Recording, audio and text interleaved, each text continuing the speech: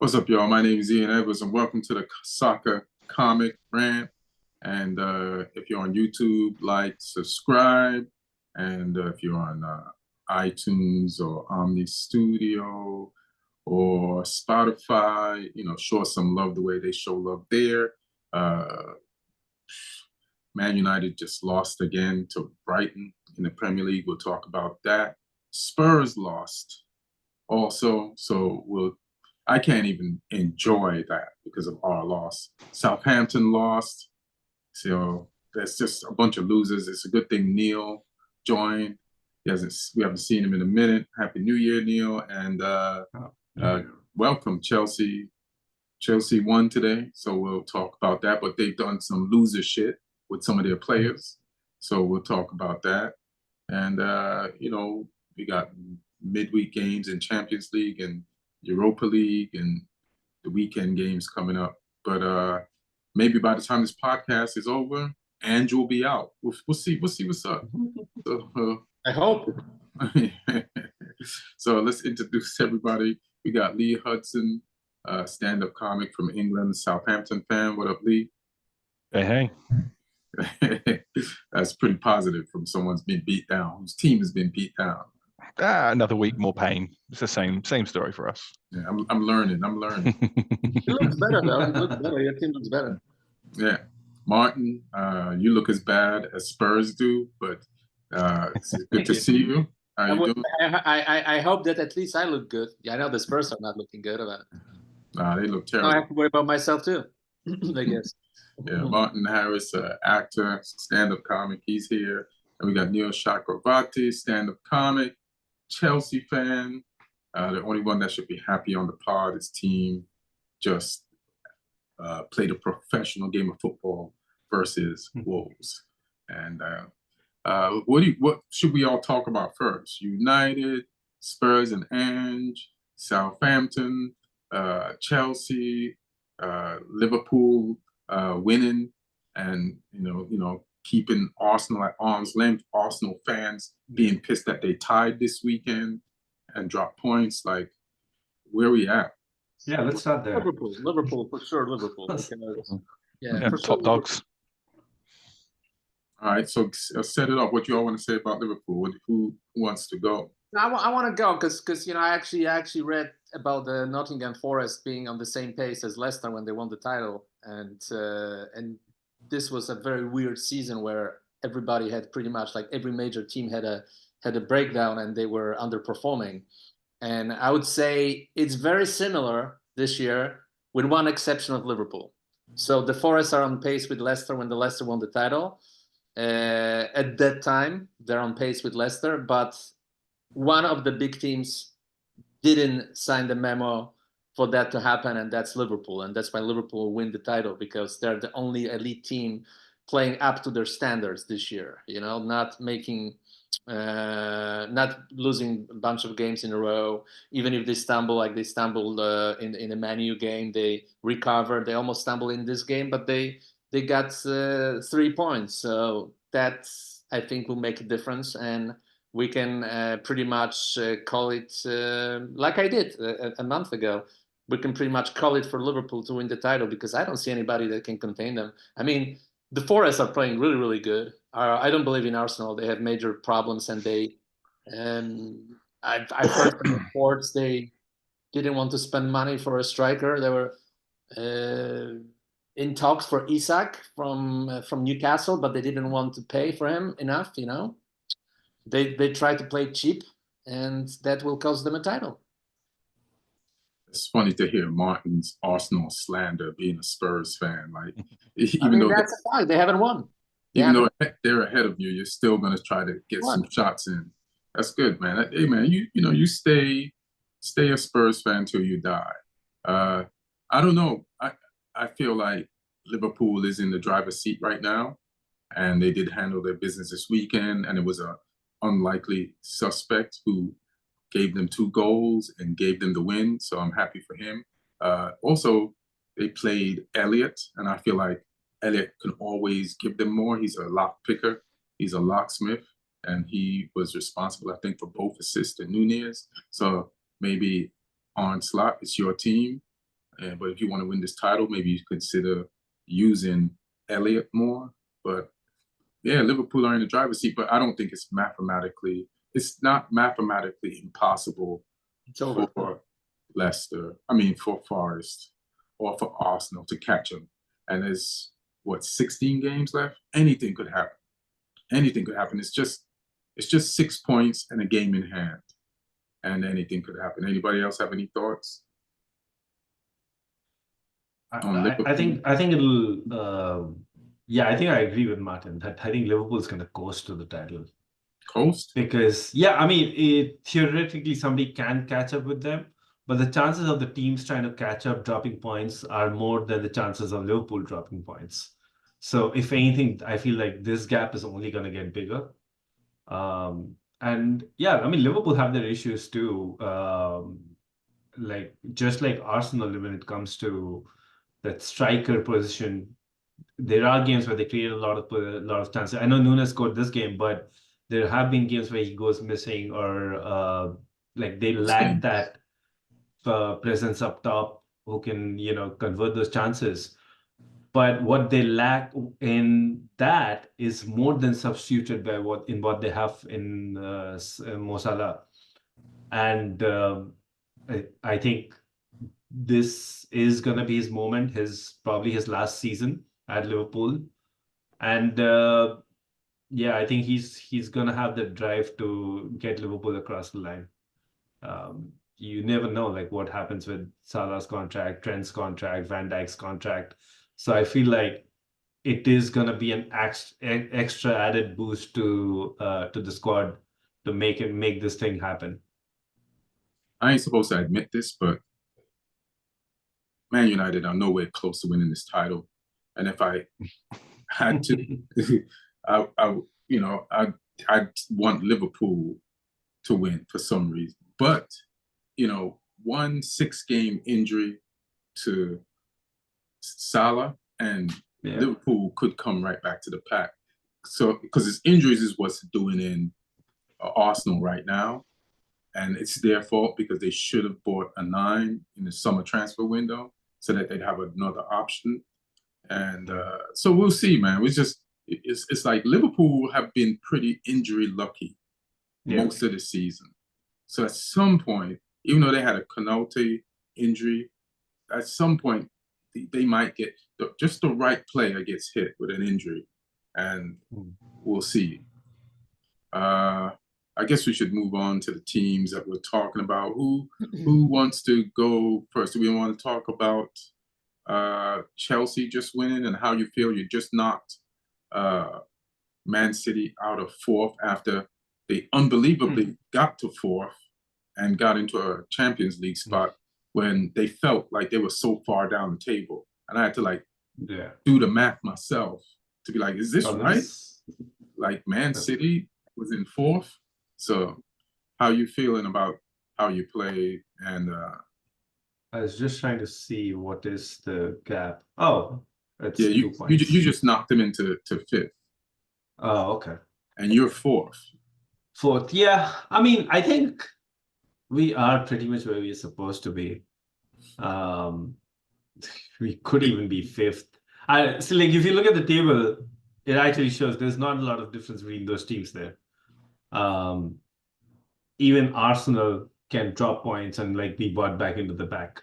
So I think today was a good game, but it was very similar to a lot of games that we've had in this entire run where we didn't win a game. I think 5 games now, and this is the 6th game. I think either the 5th or the 6th game. But pretty much all these games, except maybe the Ipswich game, we start well. We even end up getting that first goal, and then somehow the second half things go wrong. I think what helped us out today was that we conceded the equalizer just before the second half, instead of doing it like we've been doing, deep into the second half, and then we pretty much we panic. We don't know what to do. So I think that kind of helped. Also, the defensive solidity today. Chalobah coming back, Reece James playing there. You see a little bit more experience there. Dawson, who's had his higher age profile than most of the guys before. This is probably the most experienced back four we've seen from Chelsea in a very long time. So yeah, I think we played a good game. Again, we still have the problems of like not finishing a lot of our chances. Jackson again today was, he could have had a couple of goals. I feel for him now because you can pretty much tell when a player is like the shirt's wearing a little heavy on him. He knows now the criticism that he's been having. Like every game he has good moments. Like even last game when he's criticized so much for missing so many chances. Without him doing what he did, that Palmer goal doesn't happen. So he beat 3 players and passed it. He did a Cole Palmer to Cole Palmer that last game. Yeah, like finesse, the skill, the vision, the strength. He had everything in that period of play, but it's just that as a striker, without striking, because his ball striking, like even when he goes through periods where he gets a lot of goals, which he did have in the first half of the season, there's still question marks over his ball striking. It's not the conventional, put your foot through the ball kind of striking that you see.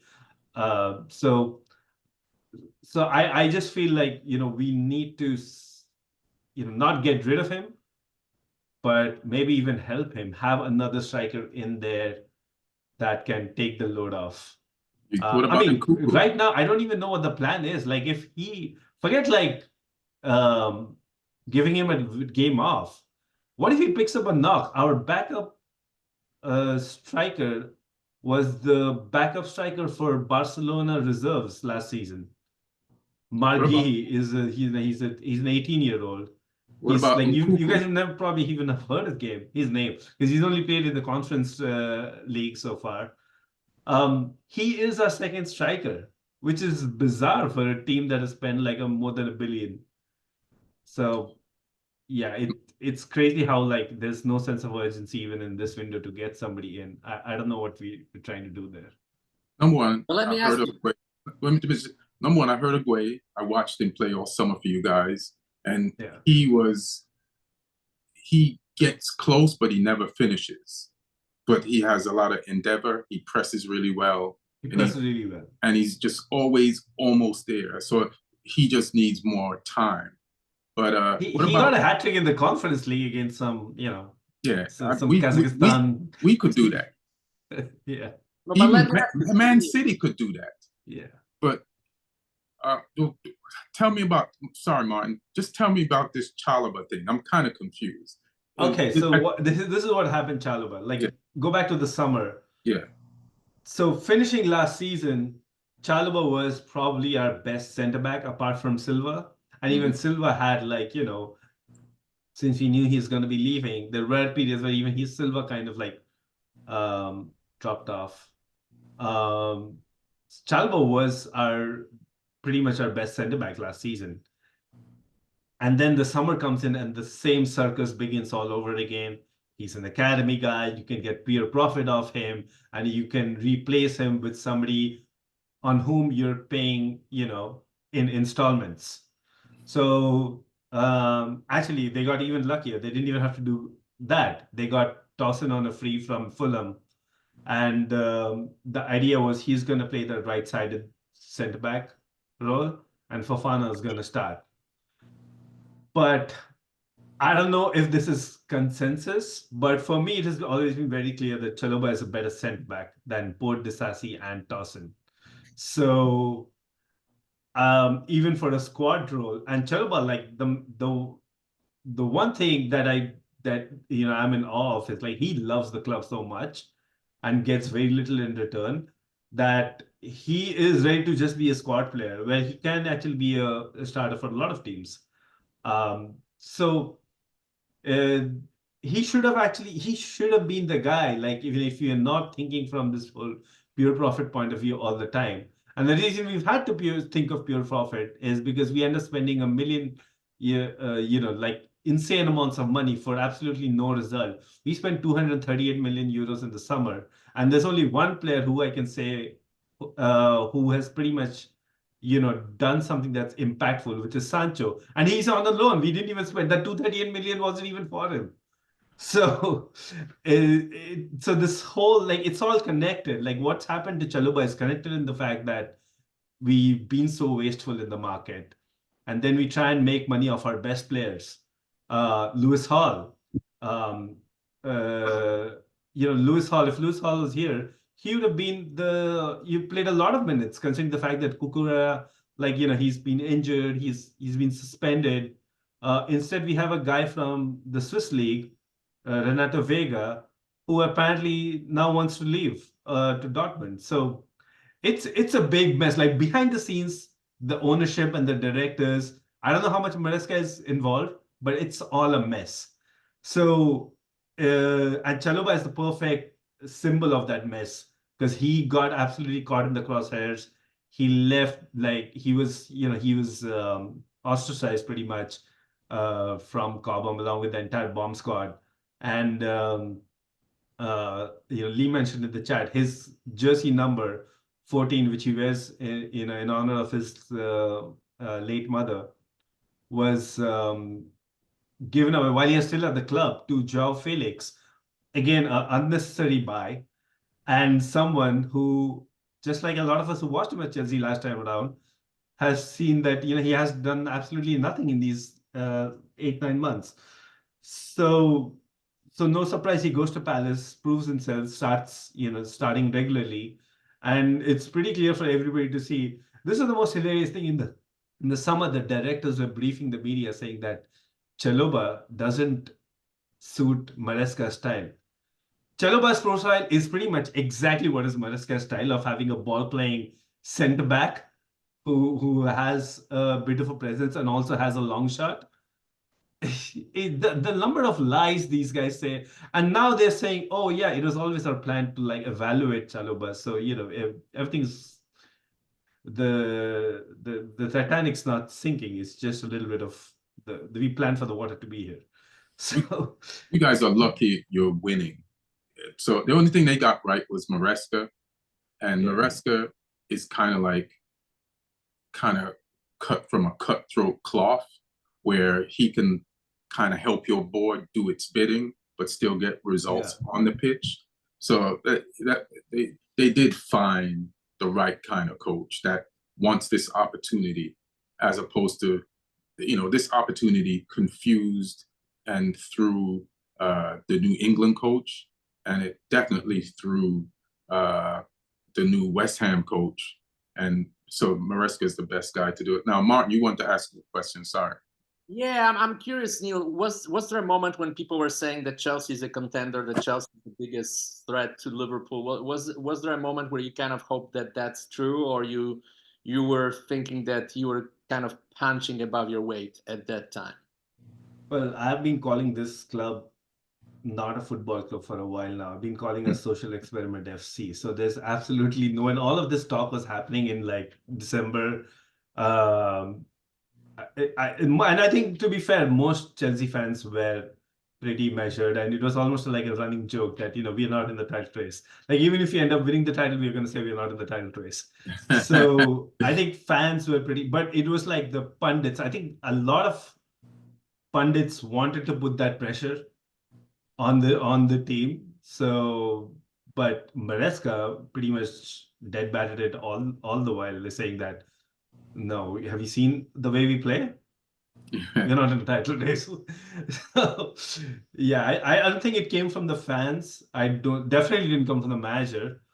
But when you're second on the table, so second and third, it is that noise is gonna come around. But I always said, wait till you've played 19 games, so that at least then you've played every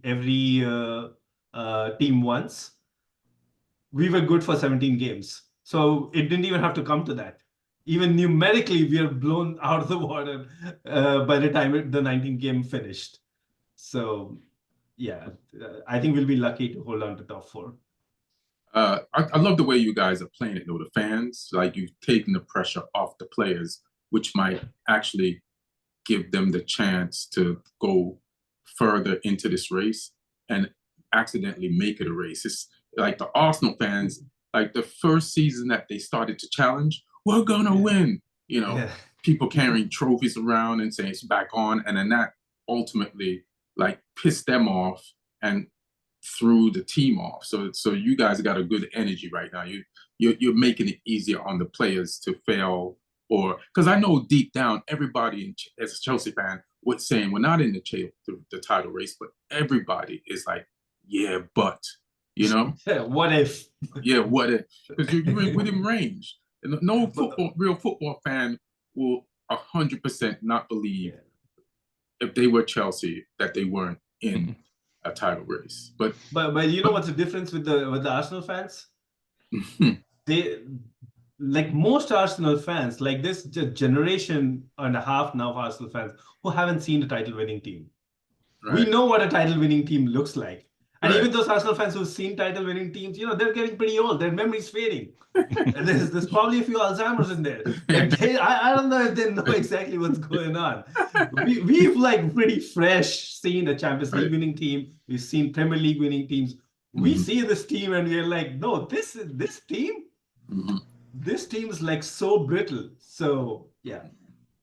Right. You know what? I can compare the Arsenal fans to Man United fans. Like, we've never seen the worst team in Man United history, but now we're panicking that we are because this feels like it is. So we have the opposite version of that. Martin, I don't know when you got to go. So just tell me, I just want to say what's up. No, I had time till 6. You got time?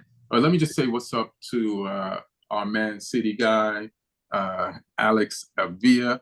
What's up, man? You won a game and you showed up on the podcast. That's great. Exactly, man. Yeah, that's how you.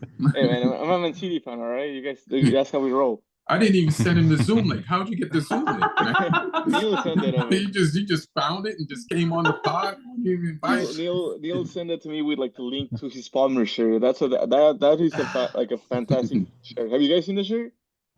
Oh, Palmer. Oh, yeah. That's great. Rub it into his face. Rub that in his face. It keeps going, but it keeps going. It's going. Yeah, this is from that. Which game was it? The Everton game. Yeah. Well, I'm glad you showed up. Like Foden finally showed up this weekend. So, we're back. Showed up 2 weeks in a row. He showed up 2 weeks in a row. Yeah. But whose bad team should we go to next? Mine, Martin's, or Lee? Oh, it's City. It's City next. It's City. We have to come by the table. Yeah, City. So, how did you manage to pull this off? This 5-0, or was it 6-0 to the Tractor Boys? Like, how did this? The goals, man. I don't remember. It was too many. It didn't take long for the swag. Wait, really quick, to come back. Stay humble. Stay humble. Before we go into the city, where are you right now? Like, it's like you got a fire insurance money. Like, look at that. That looks nice, man. Where you at? I'm in Palm Springs. I'm your neighbor tonight. Oh, are you? Yeah. Pick me after. All right, I'll kick it after. Yeah, the smoke is too bad. I had to bounce. I just bounced and came here in time for this. To go back to the city, I don't know how we did it or what. I think like the problem was just I feel like we're still not solid enough. Like this game was one of. Can I just stop you 1 second? You sound just as confused that you won by 6-0 as you were with the whole losing streak. Like, you don't even know how you did. You don't know how you won, and you didn't understand how you were losing. So this is hilarious to me. Go ahead. I think like, and I think 100%. And again, I think like it was just more. There's been the previous week. I think we probably could have won 4-0, and all of a sudden we're winning 2-0, and we ended up tying the game 2-2 because it's just being like we're just being like I don't know, inconsistent, flaky. I think it does 100% help, like that we got some signings over transfer windows, so that kind of like put some pressure on players who have been cruising. How many signings? Well, we got 2 defenders that are both. I don't know much about him, to be honest. I there's this Brazilian guy that I hear about good things about him. He plays for Palmeiras, and like the people that I play with, like they're saying like he's kind of like the next big thing. Like he I don't, but it's an 18-year-old, so you cannot put an 18-year-old and expect much. It's his first time playing in Europe, but an Egyptian guy, Omar Marmoush, like he's a baller. So I think he's definitely I think even Haaland's probably a little worried because he's a good player. He's really good. So I don't think he's gonna go as a striker, but I think he's probably gonna be more like a winger or maybe trying to play with Kemen Julian, kind of like what Julian Alvarez was doing. You know, kind of like next to Haaland, creating spaces and just taking some pressure from that Is guy's he a good. Bundesliga player? Yeah, Bundesliga Frankfurt. player. Yeah. Frankfurt. I feel like, just in retrospect, it's wild that Pep went into the season with just Haaland, no backup, and like something was gonna happen bad at some point. Like, you know, you even if Rodri thing didn't happen, but that's just like signing up for a disaster. Correct. Yeah, but I think like it's the wild things that Guardiola has done many times. Like we haven't had a left back, like an actual left back over the past 5 years. You know, it's been like him trying like, hey, I'm gonna play Delph, I'm gonna play Zinchenko, I'm gonna try and kind of where I mean, we got Mendy, and all of a sudden Mendy like it's like something happened with him and stuff.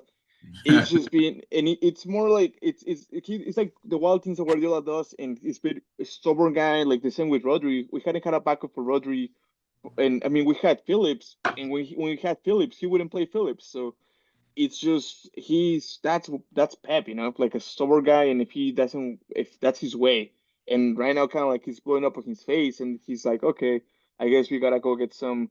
And apparently we're still gonna get some like another I think like another winger, not a winger, but like a right wing, like a left back, some like a fullback from Juventus, and another center mid. So that'd be pretty insane. Heard you link with a centre back from Lens in France as well, a guy who's like from Uzbekistan or something too. Yeah, he's Oh, confirmed. The Kaz- Kusanov, like Yeah.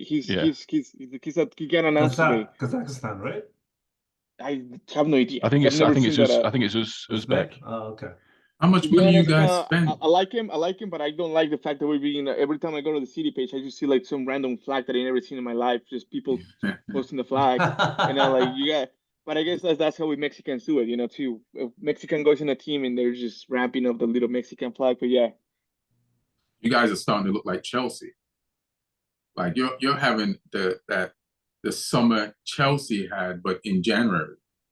but you know what's exciting though? Like we got PHE coming up on Wednesday, then we go to Chelsea, then we play Arsenal, we play Newcastle, Liverpool, and Spurs. So it's either if we get a good run, that'd be nice. Or if he goes bad, it goes bad. You know, it's like whether it's good or bad.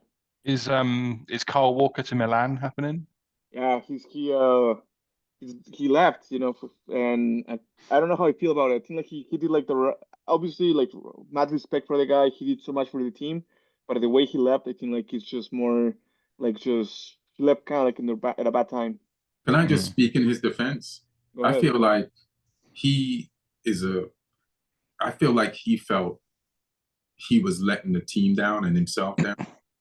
And I think he quit more for pride for his Man City history Like than legend for status.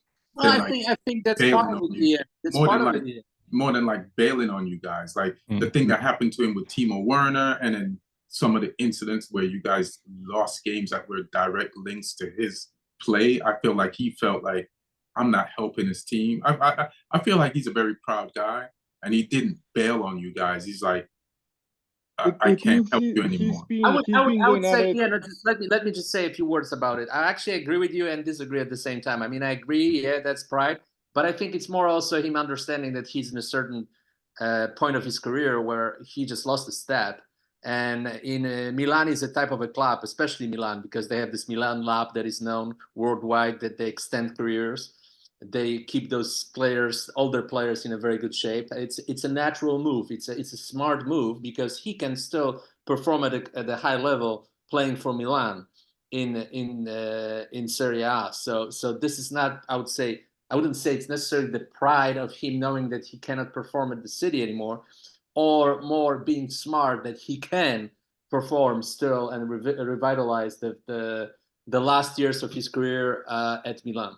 Because of Mark, something in the past. A lot of players did that in the past. Mark, you completely agree with me. because Yeah. that's what I'm Yeah, saying. but I do it from a different side, from the different standpoint. I But agree. you said it differently, and like You're starting doing it with from Martin. a different square on the Zoom, but you're saying the same thing. No, because it's not that you say that he more like he wanted to quit City because yeah, that's one anymore. part. I But the feel other more part, that he wanted to particularly go to a club like Milan in where an he easier can extend his league, career. where That's he knows, in an easier league where he knows I that wouldn't say it's an easier league. It's a more suited it league is. and club. Every player from England that has failed or not done as well in the Premier League, they're starring out of control in the Italian league right now. And it's not because the Italian league has never been strong, but the Italian league is spending less money, and I don't think they're at the level of the Premier League right now. So like England players, The pace is slower. The pace is much slower. They just play much slower pace in Italy. It's yeah, more organized. It's more positional football. He doesn't have to run as much as he does at City. He will use his brain more than his legs, you know. And like I said, Milan Lab is known as the best in the world in keeping old players in shape. They have the best specialists in whatever they do there. Mhm. Players play till they're 40 sometimes, or even older at Milan. So he's Well, at AC. He's at AC Milan or Inter. Yeah, AC. Yeah, AC. Oh, okay. I thought But Pep's magic just to- doctors would have been the best people at keeping his career long. Yeah. just to finish kind of what I was like saying, like that, like he seems like he's kind of bailing on the team a little bit. It's because he started going at it on social media with a couple fans, and I think he's on his right to. Like there were some fans that attacked him. They call him some That's discriminatory. They call him some like discriminatory things, and obviously like I think he's on his right to react. But now there's been another side of fans who've just been saying like, I mean, I get it from both sides, right? Like if you're a fan, I guess you can express like, hey, Walker has been letting us down, and he's just saying they're being pretty like into Walker, and he's responding to those basic messages saying like you don't know what's happening and blah blah blah blah blah. So I think like that also plays some effect because I feel like he definitely has been targeted a little bit extra from the fans. That I think he's also saying like, you know what, like you guys said, if he can go to a different team and just kind of like enjoy more. He's right. You know, he's a legend, but it does suck having to play Mateo Nunez as a right back.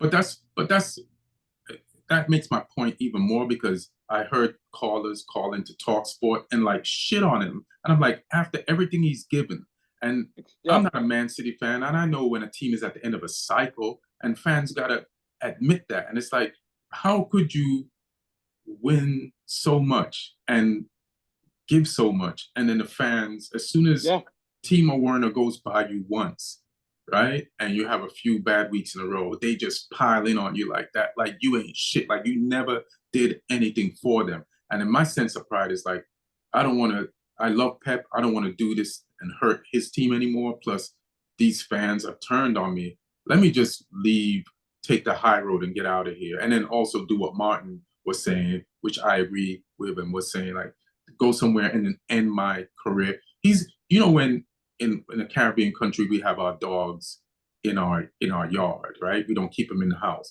But when they know they're gonna die, they don't just die in the yard. They just disappear with honor. You know what I'm saying? And then, you know, I guess Jesse's dead because he's not in the yard and he just walked away, you know, and he just, you know, they don't let you find him, you know, like sick and dying. They just bounce. So I'll give Kyle Walker that. Yeah, same. For me, he's like one of the probably like, I mean, team legend, probably one of the best right backs I've seen in the Premier League. So yeah, I wish him the best. Absolutely. Yeah, No matter. he did great for us too before City. He did pretty good. He was part of the teams that were challenging for the title for those 2 years when we finished second and third. Yeah. Yeah, and I mean, super decorated career. You know, bunch of trophies with City, couple with Spurs, I think, right?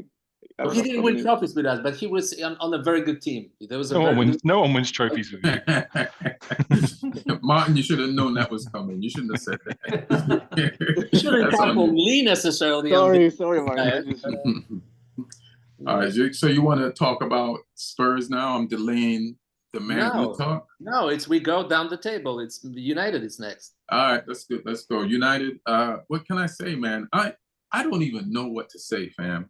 Like, like I knew what, and I agreed what Amarin was saying when he said it's going to be tough, but because of Man United's history of coming back, every time we go down, I feel extra pain because I feel like we're going to come back.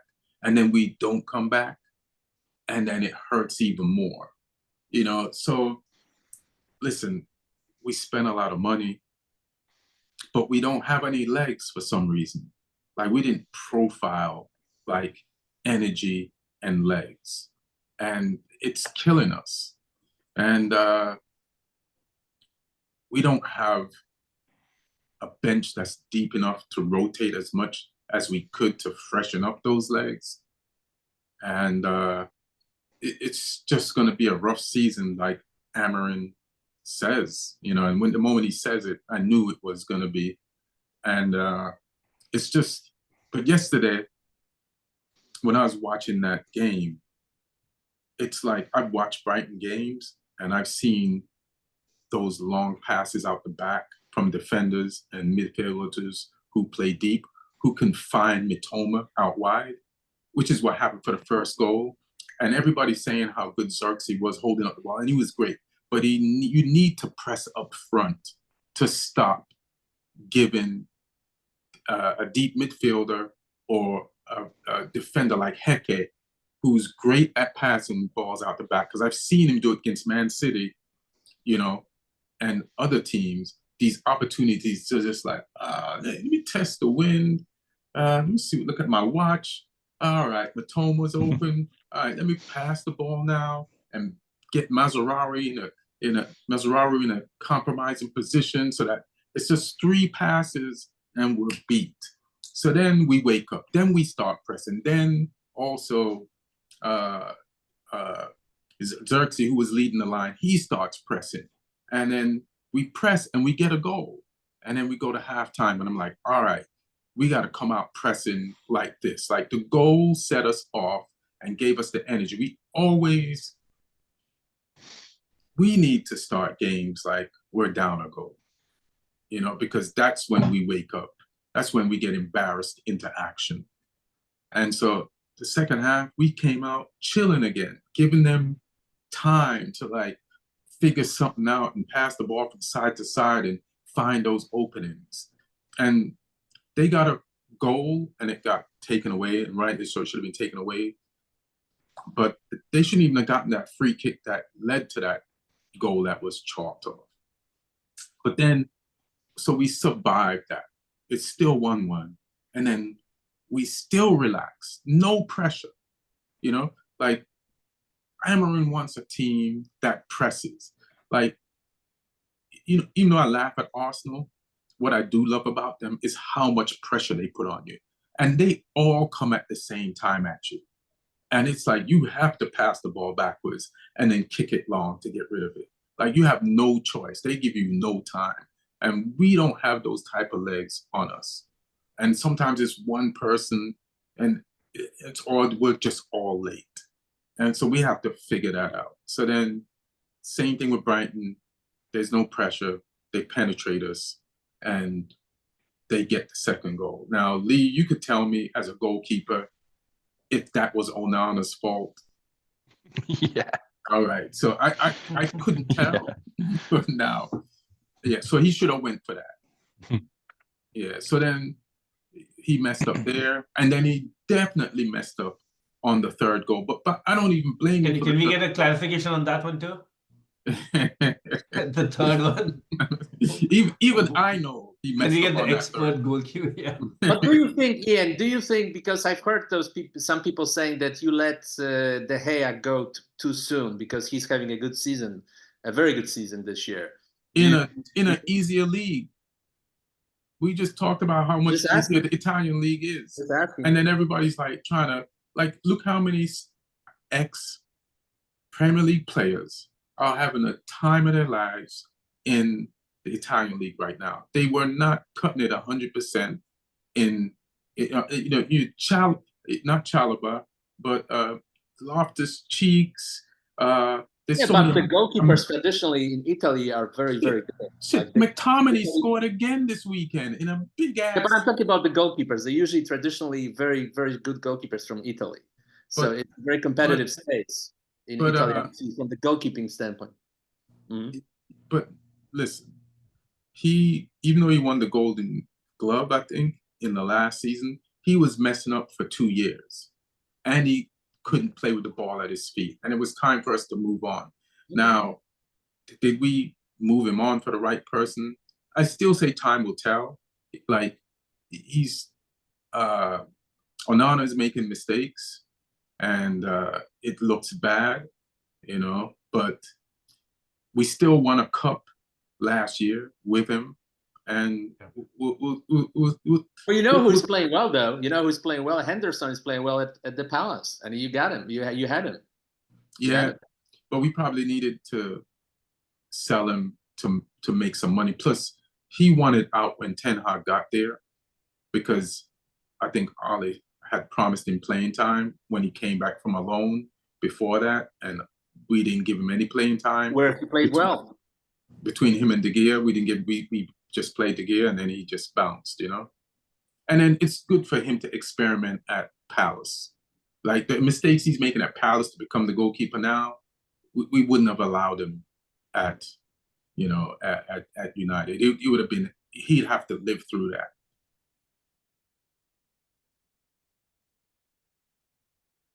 Mm-hmm.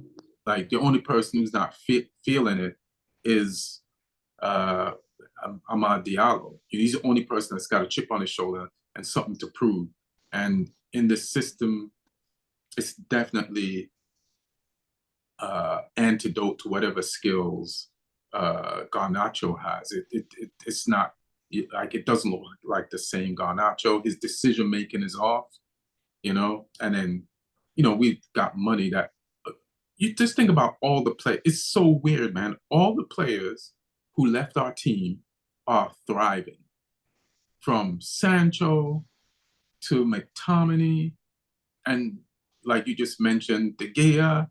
It's like there's someone else. There's someone else. There's more. I just can't remember the names right now. Ashley Young. So what?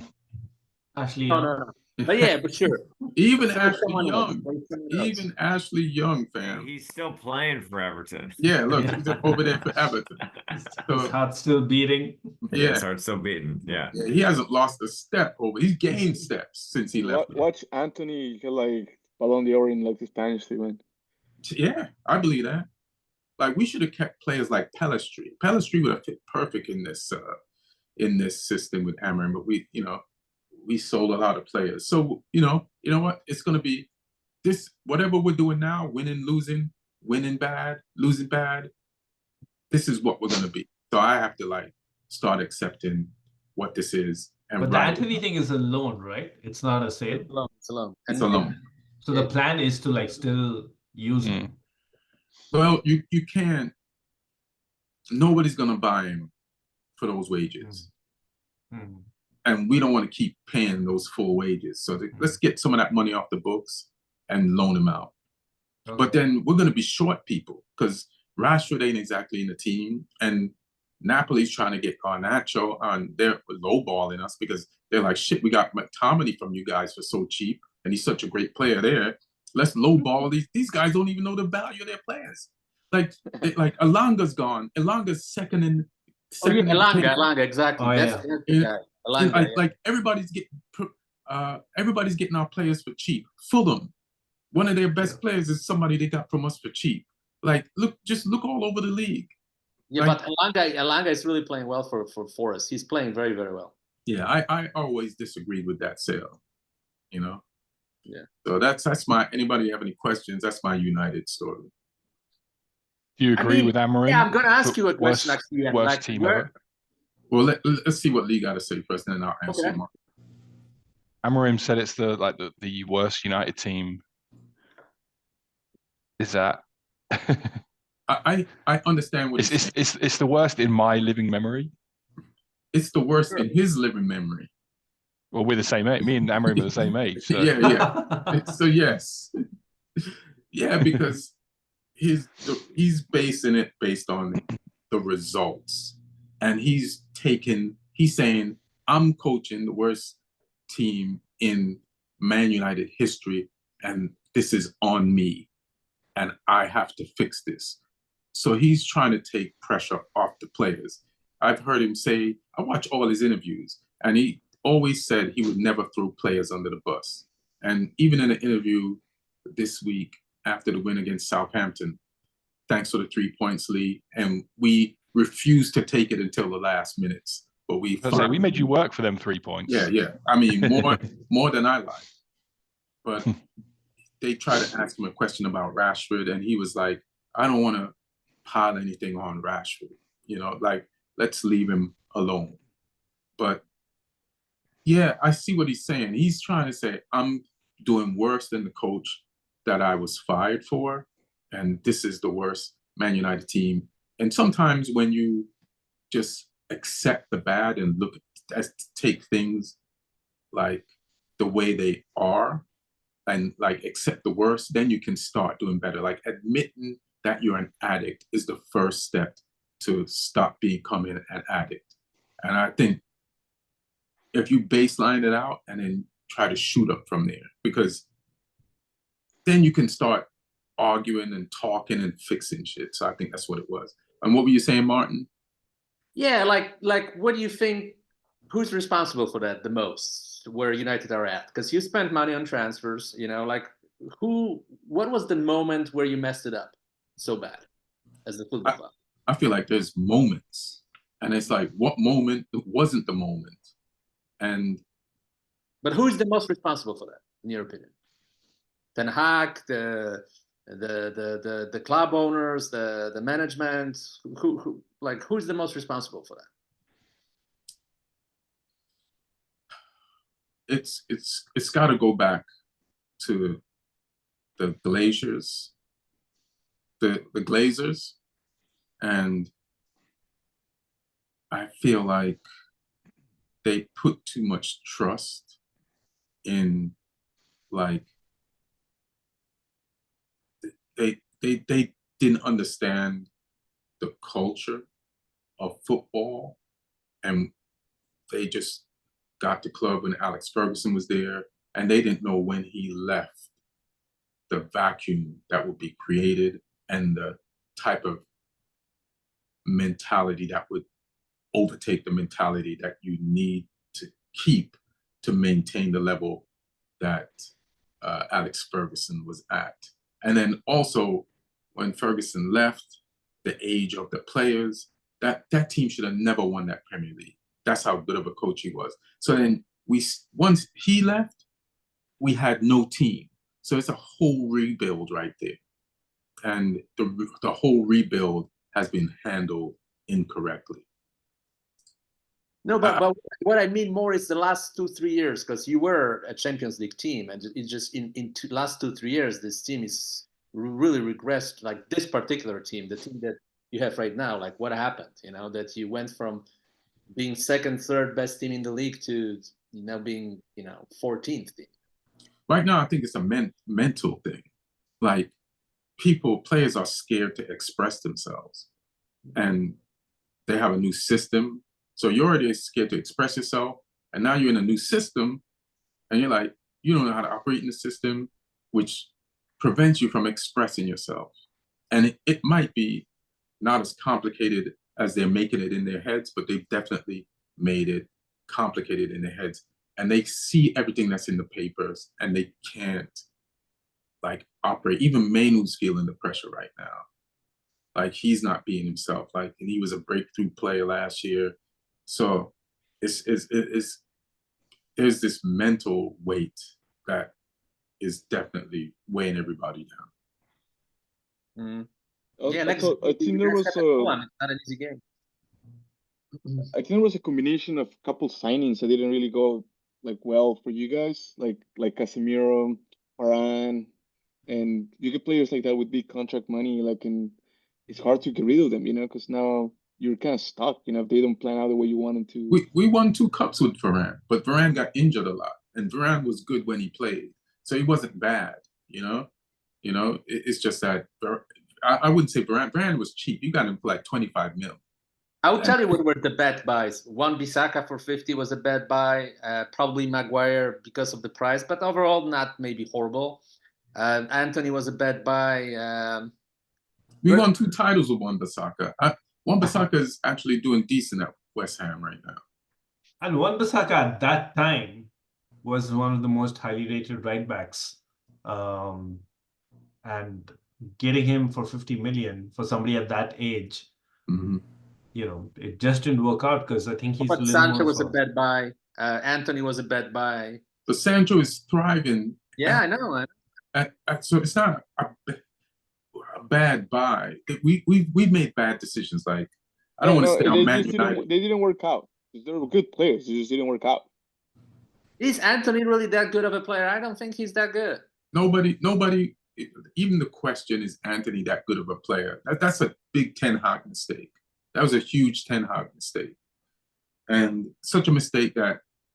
I mean, but there's been a couple of games when he goes to Brazil and it's like a different player, you know, and it's just kind of like the crazy part. Like when he's been in Brazil, I don't know when's the last time that he played for Brazil, but when I saw him a couple of games, I was like, oh my God, this guy's like not bad. You know, I don't know, like when he puts the red shirt on. He's not bad, but he's not $80 million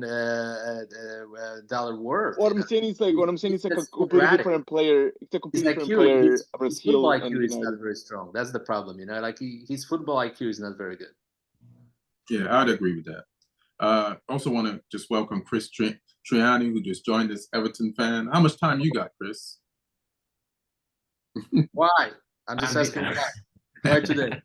Guys, I gotta go, so I'll sub Chris in. Oh yeah. All right. All right. Blue for blue. Yeah. Damn right. Yeah. All right, Is guys. that Martin? All right, peace. Good seeing you, Neil. Letter Good Neil. to see you guys, man. Have a good Great one. seeing you, man. See you later. Who do you guys play this weekend? What was the score? Yeah. So what? Who do they play? Who did Everton play this weekend? What was the score? We played Tottenham. Wait, one second, Chris. Where is? Are you above Martin in the table? No, but we played each other. We're still. So this is perfect. So yeah. Not for long. Not for long. We're still above them. Yeah. This is perfect. It's a relegation game right so this is, Chris, I'm glad you came on. Tell us Thank you. how you dismantled Martin's Spurless Spurs. Tell us how you behided and went up 3-0 versus such a team that had such a great transfer window. For the record, Martin, I'm only here because Ian was like, "Hey, Martin's here. You got to get on and talk some mad shit." So that's just, I was. Yeah, I was not planning to come on this week, but no, it was the most some team that I didn't recognize, but they go by the name of Everton scored goals this week. It was insane. We did something that we never do, which is score. And Martin, I'd love to hear your thoughts. To be fair, you did help us out. We had a home goal by the Spurs, which, I mean, Everton was going to Everton. I don't know if you watched the last 10 minutes of that game, the Spurs were going to win. If we had played another 20 minutes, Spurs would have tied it and won it, but thank God for the rest. So yeah, we did. We won. Martin, I'd love to hear your take too. Yeah, if there'd have been extra time, they would have definitely FA Cup. What's the name of the team? Tramley you, but there's no extra time. But Martin, his question. Tamworth, yeah. I mean, I said it before, and I like gonna say it again. Well, first of all, obviously, congratulations to Everton, not just for beating us, but making a very good decision by hiring David Moyes, his season manager, who's the perfect guy for this team, who built a culture there, and he went back, and he should stay there another 10 years, and he will do fine. Everton will do fine. They should have never parted ways with him, although he went to United, right? He went to Man United, exactly. Which he probably shouldn't have. But who says no to United at this point, right? When they were still like the biggest club in the country at that time. But here's the thing, about, and I said it before. He's a one-trick pony. Angie Postecoglou. He's a one-trick pony. When he came to the league, everybody praised him. We won, I think, first 7 games with him, or 8 out of 9, or whatever. He surprised because he was something fresh. He surprised everybody. But then people figured, this is the Premier League. The managers are good managers. They do their homework. They figured him out. And being a good manager in the Premier League and being in generally a good manager means that, and that's how football works. Somebody comes with a fresh idea, surprises a lot of people, but after a while, they work. They have their people on the staff. They work. They figure it out, and they come up with a solution. Like how to counter that. So other teams came up with those solutions, and now if you're a very good manager, you have to counter the counter. You have to have another counter. You have to have another adjustment to counter what they came up with. And the problem with Postecoglou is that he never did that. He's still a one-trick pony. He's like this band from the 80s, one-hit wonder band, like a pop band playing like 40 years later. I'll tell you something. I went in New Year's Eve, I spent in Poland, and I was surprised because I went to visit my auntie in a small city of Jelenia Góra. And we're sitting at home. We went to like a little castle in the mountain. We came back tired. 6 p.m. and the neighbor calls her, there is a party today, a New Year's Eve party at the market at the city hall. And Fancy is performing. Fancy, who is 75, I think, years old. He had a big hit in the 80s called Flames of Love. So he went on stage. They were like, it was a playback, and he sang the same song 3 times. He sang the song 3 times, everybody happy. But, it's 40 years later, he's still performing this one song because people remember it. It's kind of feels that way with Postecoglou, that he feels like that guy who goes on stage and performs the same song over and over again.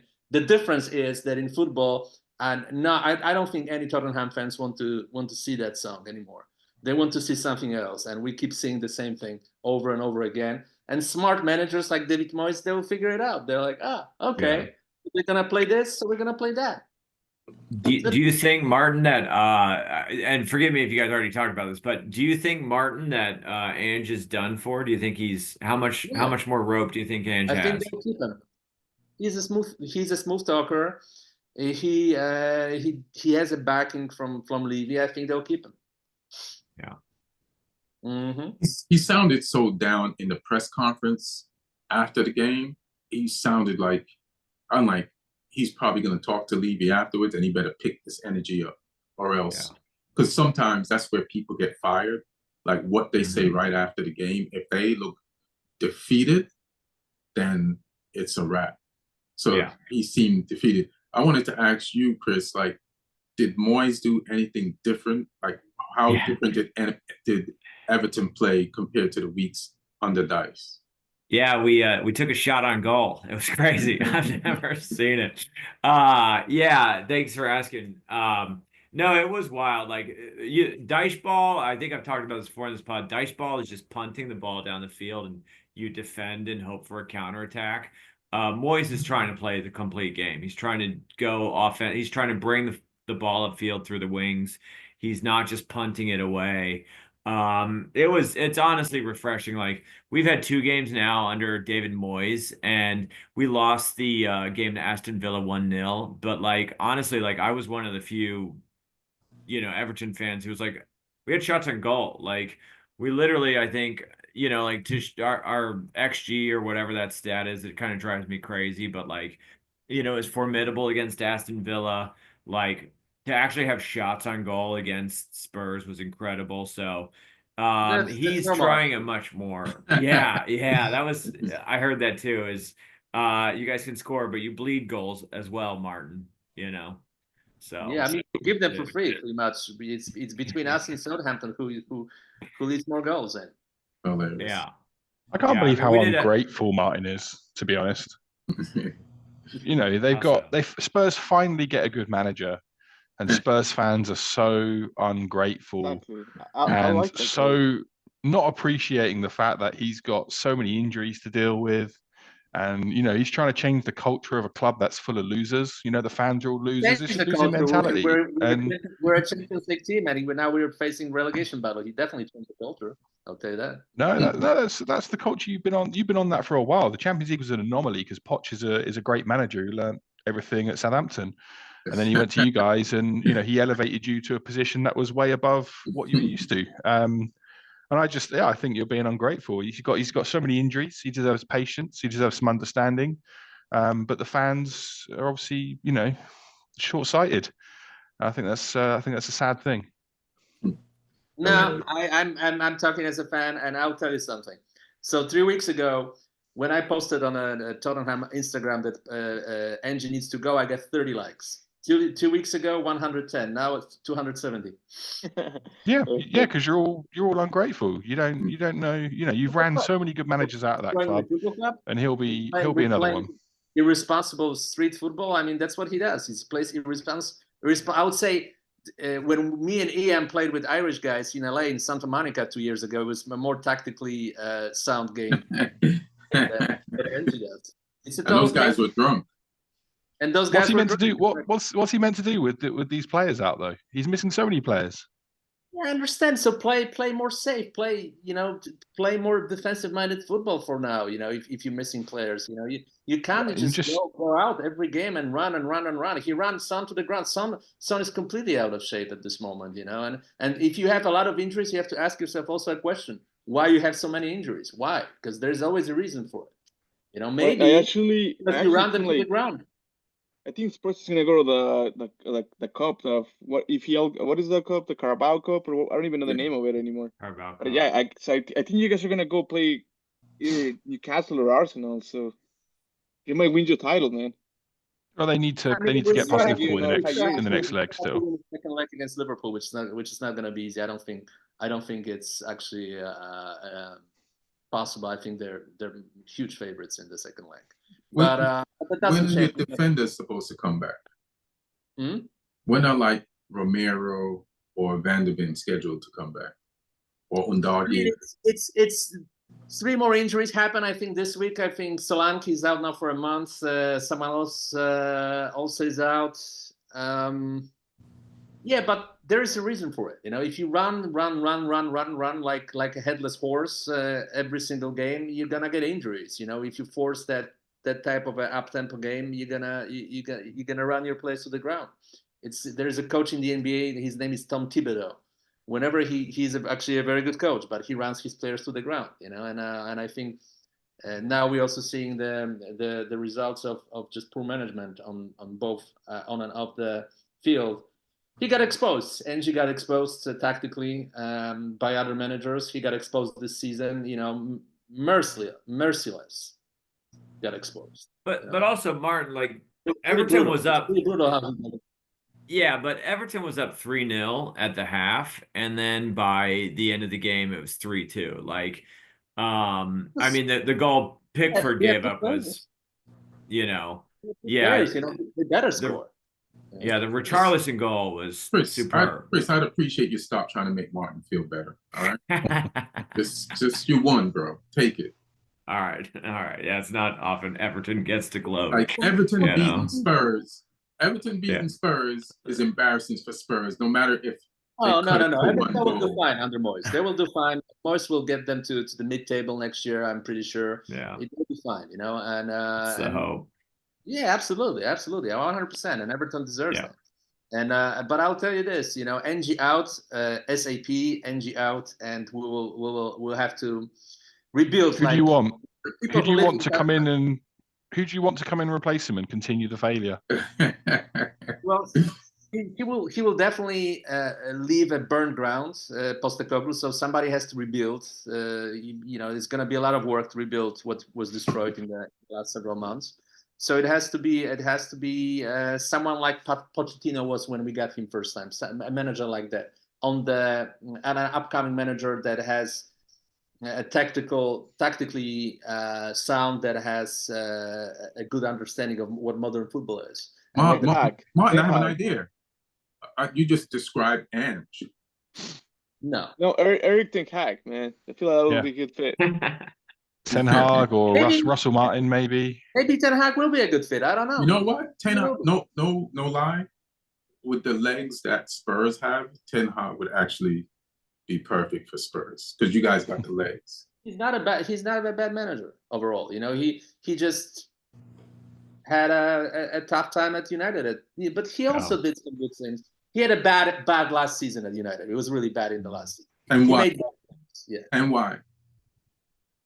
Because he bought wrong people, I think. But he bought one wrong person. But why? Because, you know, to give you credit, you didn't bring up Spurs' injuries.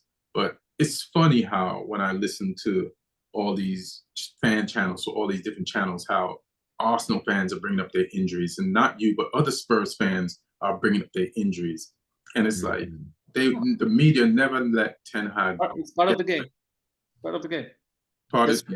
You have to have enough players, and we have enough players. It's not like we don't have enough players. We have enough players. We bought Dragusin, we bought Gray, we bought all those players for a reason to play them. So they play. It's not. I thought you bought those guys to develop them and then to sell them later. But yeah, but it's not individual players. I don't think there's one player to blame. You know, that's the. I'm not blaming. I don't see a one player that is like, except of Son. Son is really bad in the last month. He's really tired, I think. But except of that, I don't see like an individually a player, you know, playing below standards. In Son score I against see the Arsenal. team not functioning. That's what I see. The team is not functioning. It's not that individual players are letting Postecoglou down. It's Postecoglou who is letting his players down. All right. I can't disagree with that 100%. Let's get to Southampton. You said let's go down the table. And who is more how low we can go? The table than Southampton? Alex, you got to bounce, but hit me later. What's up? Are you actually in Palm Springs, though? Yeah. All right, I'll hit you up. What do you think that is? Can I say something positive about Southampton? Lee, can I say something really positive about Southampton? Sure, no one else is. I'm gonna say two positive things. First, congratulations to my boy Bednarek, becoming the highest scoring Polish player in the history of the Premier League. 8 goals, the highest scoring Polish player in the history of the Premier League after this weekend, because he scored his 8th goal. And second, I listened to a bunch of pundits, including Jonathan Wilson, and they're saying that there's a huge difference in quality of football Southampton are playing in the last couple of games with the new manager, that he already is paying off.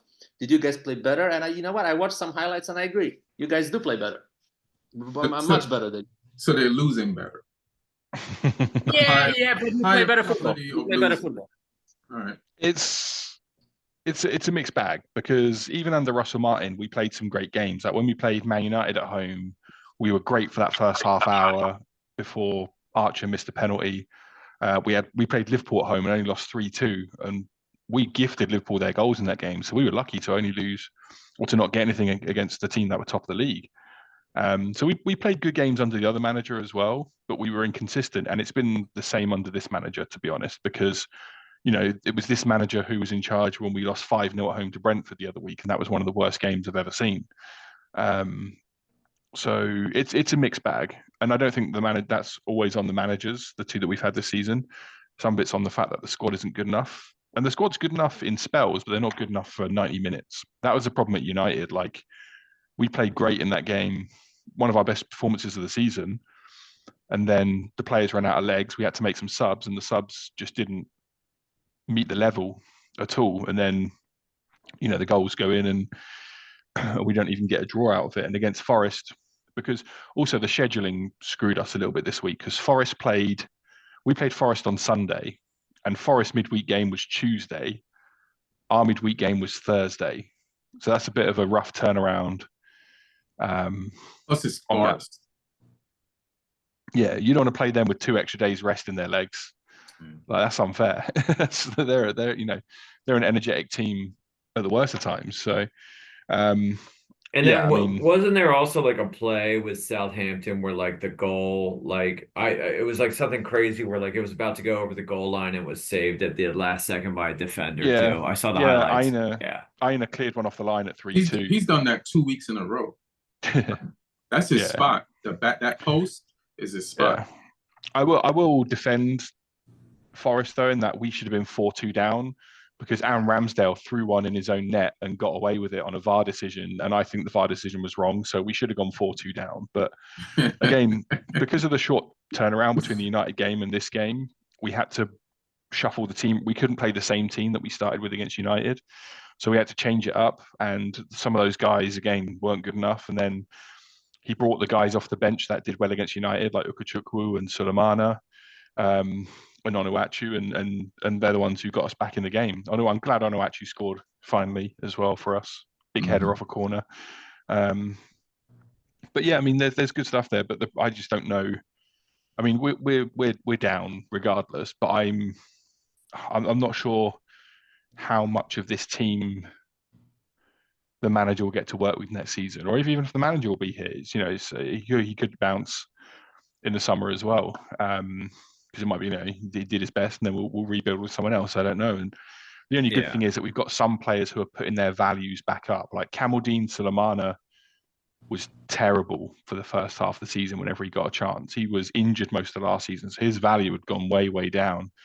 Whereas I think just in those few handful of 1v1s against Lenny Euro, he increased his value all the way back up. Southampton owes Lenny Euro some money. He was cooking him. It's a shame he couldn't finish at the end of some of those runs. But yeah, so there's a good player in there. When his attitude's right and when he's on it, he's a menace. But yeah, we just need to just try and not get that lowest points total. We need 2 wins, and I'm hopeful we can get it, but I don't know where they're going to come from. What's the lowest point total? 11. 11. Yeah, we're on 6, so we just need 2 wins. You got games. You got 16 games. Yeah. Just 2. Or 6. If you were Everton, it'd be 6 draws. I mean, all that. I don't care how we do it. You need Sean Dyche. I'll take 3 draws and 1 win. However we do it. I mean, we got Newcastle at home next. I'm hoping it's the Newcastle that showed up against Bournemouth at the weekend, and not the Newcastle that played the 8 games before that. Yeah. All right, before we do not even Champions League, the Fantasy League, Man City plays Chelsea. Is that this weekend? Monday, Chelsea, I think. Or sorry, no, Chelsea played today. So what? I think Chelsea Saturday. played today. No, we talked about that. Yeah. Oh no, it's the late game on Saturday. It's the late game on Saturday. Yeah. So Man City plays Chelsea. So it's the big game of the weekend. And the last time, at the opening game of the season, I think City beat Chelsea at Chelsea 2-0. But what do you guys think the odds of Chelsea beating Man City, even though Man City had a big win this weekend at Ipswich, like with the way Neil just described Chelsea and the way Man City, they're not the entity they used to be, and even they might feel not 100% as confident in their abilities, even though they just beat Ipswich. What do you think are the chances of Chelsea getting something there? So maybe I'll say, and I'll bounce because I have to after that. I think the City found something with Phil Foden. I think Phil Foden is back. He was absolutely crucial player last year, and I think he makes everybody play better if he plays like that. And I think the guy who played on the left side, because I think Savinho wasn't really working, who he got replaced. I don't remember by whom, but that works better too. So I think the City are now a much better team than they were for when they were in the middle of the crisis, and they should handle Chelsea. I think it'll be a draw. Yeah, I feel like City's not completely back to who they used to be. Chelsea should look at this like, hey, we just bumped them out of 4th, and Maresca is going back to play this team that he came from originally under Pep, and Cole Palmer's there. And it's like, even though we talked about Chelsea not really being in the title race, they should be like, hey, we are at least in the top 4 race. And this team could take us out to top 4. So let's be even more professional than we were today versus Wolves. Now that should be their mentality, and try to beat this team and take some points from them. That like they're not what they were when we met them at the beginning of the season, and we're not what we were when they met us at the beginning of the season. But if Chelsea win, this definitely puts pressure on them to kind of be more in the title race than they probably would want to be if they didn't win. What do you guys think? I think when you look at, I mean, I don't know. I think you're right. I think Chelsea's on a good run, but Man City's getting back to form. They're scoring a lot of goals lately. Again, maybe against like some less than formidable teams like Ipswich Town, but I mean, that's got to feel good to be. But I think you're right. Chelsea are not favored to win. It's favored to either be a draw or a Man City win, but I think Chelsea have like a much better chance. I think they could ride a good wave. And they played, I don't know if you guys watched the Wolves game today, but I was watching it and like I actually thought the Wolves were showing up better. The Wolves have a good counterattack that I didn't know. They're showing up better than the score doesn't reflect necessarily. Football's a funny game like that. The score doesn't always reflect how well both teams played, but Lee knows. Lee knows.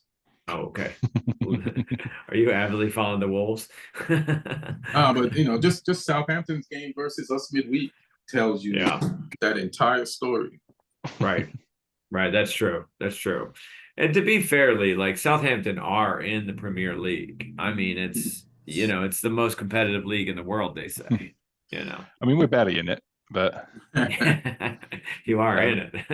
the game I'm looking at, speaking of being barely in the Premier League, the game I'm looking forward to this weekend is the big relegation battle between Spurs and Leicester. Yeah. That's a real relegation game, that. Oh man. Yeah. But no, that should prove to be a good match. I actually think Chelsea hopefully they surprise Man City. I like disruption in sports, so I don't need to see. I like Man City having turmoil. I don't need them to place top 5 at all. Yeah, Man City's like the headline who's getting long in the tooth, and Chelsea are literally the young pup who's like they're the Lion King. It's Scar versus Mustafa. Scar. You know what I'm saying? That's what this is for real. Like, so this is what this is. Like, Mustafa is back to deal with Scar. Yeah. Lee, you want to do fantasy league, or you want to do both? If you got something to say about this match, or I think Man City will shade it, but it could go any which way, to be honest. But I think Man City will shade it. But it should be a good one. I'm gonna try and catch it. Should be a good one for the neutrals to watch. Yeah. But yeah, fantasy football. I had an okay week. I gained on Martin again, which is a good thing. Mainly because of our captain choices. It might be. He's still ahead of me in the mini league, but yeah, he captained Palmer, who got like 2 points. So captain him gets you 4, whereas I know my own team. I captained Chris Wood for Forest, and he got a goal and assist and a bunch of bonus points. He got me 24 points. Damn. Who else did I have? I had Allison, who got me a clean sheet for Liverpool. Pretty much Allison and Chris Wood carried my team this week. I had Semenyo for Bournemouth as well. And shout out to Bournemouth, like that was an incredible performance at Newcastle, because they got a bunch of injuries right now as well. Bournemouth are missing like 7 players or something. Right. 7, 8 players. And to go to Newcastle, who were like unbeaten in 9 games or something crazy, and put it on them like that was pretty spectacular. But yeah, in the top 3 still the same in the fantasy league. So Ahmad Zekri is top, Brian Avina second, Joey Duda's third. They all scored like a similar amount of points. There were some big scorers down near the bottom though. There's someone who's a couple places below me, who I've not seen his team on there before, but Ollie C, shout out to Ollie C, got 83 points this weekend because he had Chris Wood, he had Justin Kluivert, he had Trent, so he racked up some big points. Ollie C. Who else did? Corbin Stowe as well with 79 points.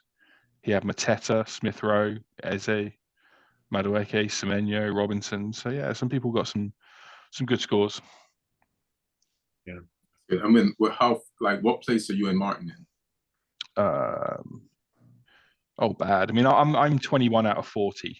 Yeah. And Martin's 16th, but there's only like 30 points between us. So like, get him, bro. Stay on it, his ass, bro. I gained 8 points on him this week. So I'm reeling him in. Yeah, I'm reel getting him in. Hope that's I have to stop and ask. I'm not in the fantasy league. How does one? Is it too late? I assume it's too late at this point, but maybe next season I can try and join. I think you can still join a league if you have the code. Oh, yeah. I can give you the code. Yeah, I would do that. Yeah. So because if you got the app, if you got it on the phone app. No, but I can download it. Send me the code. Sorry, I don't want to take up precious spot time joining, but I'm late to the game. But yeah. Yeah. Are you in the fantasy league, Ian? And if so, how are you doing? No, I'm not in it. Oh, too much admin for Ian. He came in one year, and I think he just you random selected your team, didn't you, and just left it for the season. Yeah. I just didn't have the time to do it. It feels like paperwork.